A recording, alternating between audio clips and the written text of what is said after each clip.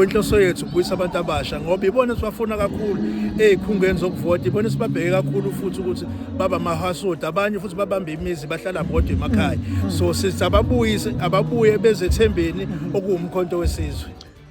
Uzokhumbula ukuthi sembe sekamenyezela usuku olukhulu le-LGE noma ngithi local government election date, which is on the 4th November. And lokho kwenza ukuthi singalali, sihlezi sibhekile, sisebenza kanzima, sivuselela ngama programs, asike sithi ama build up programs azothatha sibeke kuphi lapha kuma ku-election yangomhla 4. Akusekho ukujikela emuva. uCyril Ramaphosa uselimemezela usuku.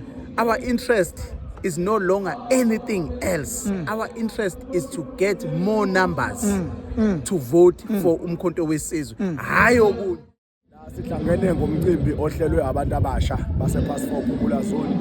Inhloso enkulu yabo ukuvuselela abantu abasha. 1, sibanike umsebenzi oqondile wokumobilize abantu abasha behind the MK party.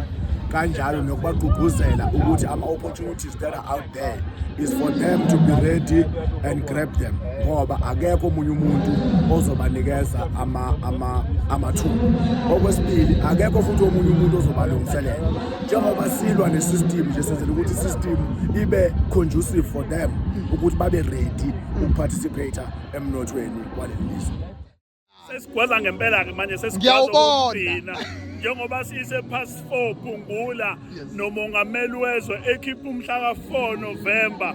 Hayi kuyobe gugutshani into emnandi kulama election, ama local election. Sivota la, sibala la, siwina la. Akho mama ozolanda eKongo acisha imshini ukuze kulahleke amavoti ethu. Uyakwazi umkhonto. Uyakwazi umkhonto. Uyakwazi umkhonto. Siyabonga kakhulu.